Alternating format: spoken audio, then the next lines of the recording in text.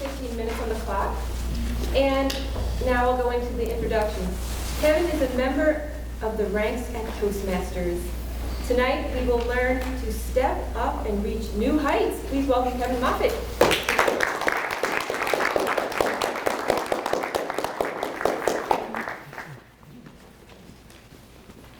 You know, it's really good to be back. It's been a while since I've been in here, and I've missed the friendships, the learning experiences we've had together, and the opportunity to grow. Rest assured, when you come here, you're going to grow. Rest assured, if you don't, you won't. So I challenge you, and I've always been told in here, you're never supposed to challenge anybody. I disagree with that philosophy. We all need to be challenged every day. Rest assured, you can be successful at anything you want to, if you step up to the plate and make it happen for you. But it's entirely up to you. I want to share a story with you. My wife and I were in the men's warehouse about 3 months ago, and I had an experience that was really kind of funny. The salesman came running up to me and he says, "Kevin, what can I help you with?" And I says, "Well, yeah, I need some new pants." And he runs us over to the racks, and we start looking at all these pants, and he finds some that look pretty good. And he pulls them off, and I go into the dressing room and put them on. And the second I walk out, he goes, "You look awesome." Well, I want you to know something. I do not wear a 34 waist pant. I am not a little guy. And my wife and I looked at each other, and I looked horrible in those pants. But yet the salesman was telling me that I looked great. What do you think happened to the credibility of that salesman with my wife and myself? It was gone. It was gone. And so we just kind of excused ourselves from the salesman and said, we'll handle this on our own. My wife, being of good taste, except in men, thank you, Phil.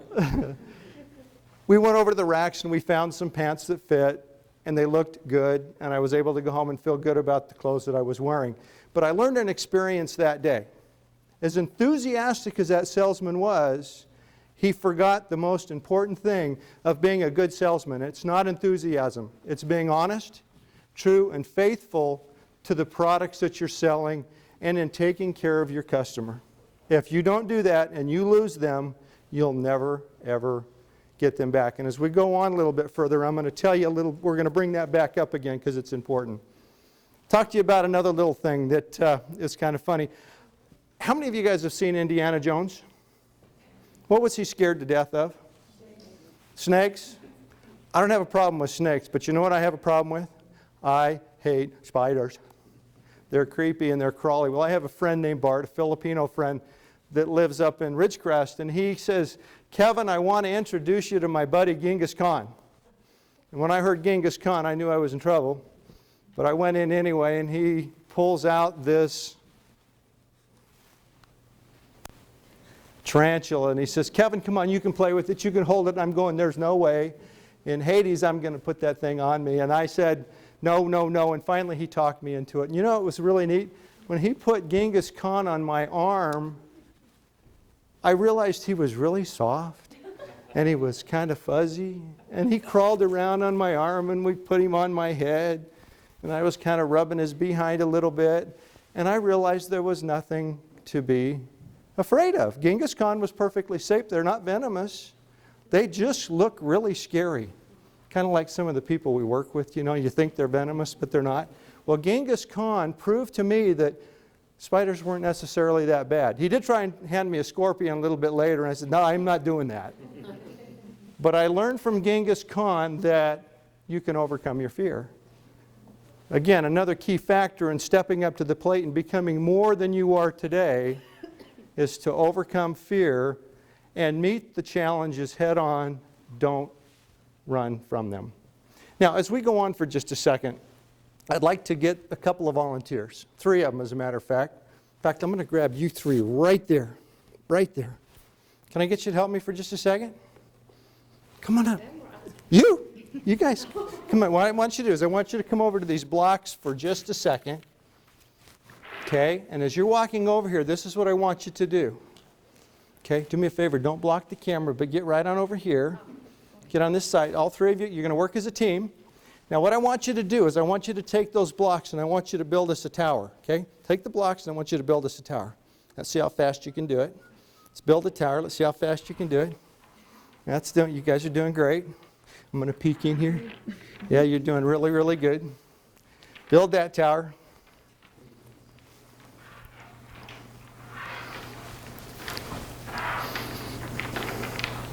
These guys are good. They're giggling a little bit. That looks good. All right. We almost have ourselves a tower built. You guys got it? All right. Now before you sit down, I'd like you to stand right here for just a second, okay? Stand here just a second. Now, this is a tower. Now, how do you define a tower? Anybody? Height. It's height. Is it always height? I would think so. Okay. Not necessarily. A tower is something that simply elevates. It's something that simply elevates. If I climb up on the chair, that's a form of a tower because it elevates. So what happens when you have a tower like this where there's not a lot of mortar holding it together and we have a 3-point or a 5.0 earthquake? Cecilia, can you simulate a 5.0 earthquake for us? Come on, shake that baby. Come on. You can do better than that. Come on. Okay, there you go. We just had an earthquake and our tower collapsed. So the foundation wasn't as good as it could have been. Now, I want you to go back to that again, and I want you to remember a couple things. Number one, a tower is not something that has to be really tall. And number two, I want you to understand that we want this tower, this platform, to have a very firm foundation. Okay? Doesn't have to be tall. Needs to be sturdy and not have a firm foundation. Go for it.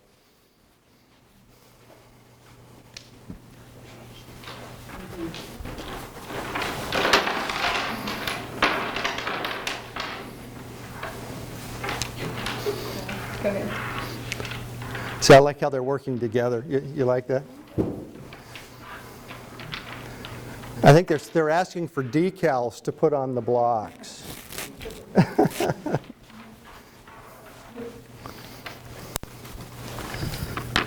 Yeah, that's looking good. That's looking good. That means when the earthquake, Cecilia, the earthquake, when she hits, it's going to be solid, we hope. All right, guys. Thank you. You guys can go sit down now if you want. Unless you want to stand up here with me. It's okay, thank you. Oh, okay.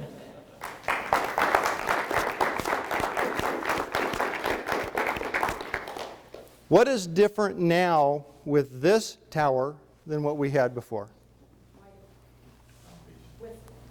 With a firm foundation. So if that 5.0 earthquake hits, hit. Come on, baby, hit. Okay, there you go. It's going to stay solid. Now, the reason I bring this to your attention, for anybody to be successful, like he's doing right now, you have to build a firm foundation. And you know, you started a website. And with that website, that's your foundation, and you're going to build from that. You know, you talked about using motocross as your base to start. That's just the beginning. But you've got a foundation to work from, and you continue to build upon that. It's important that you understand that everything that you do that will help you to step up to the plate starts with a firm foundation. Now, we use an acronym called Step Up, and the Step Up program kind of goes this way. We talk about service and support. Now, in business, it's important that there is a big difference between service and the support that goes along with that service. Service is your benchmark. Service is the thing that people just expect you to do. The Postal Service, the United States Postal, anybody in the Postal Service here before I bag on them a little bit? Okay. The U.S. Postal Service actually has a service, and we know that they're going to deliver the mail every day to us. What else do they do for us? Not much, do they? Not much. So the United States Postal Service is built upon providing a service, and we know and we can rely on getting that mail to our mailbox. UPS and FedEx not only provide service, but they provide support above and beyond that benchmark of service, which establishes them as somebody better and somebody more reliable. Who's going to go to UPS if they want to mail that expensive package to the Postal Service.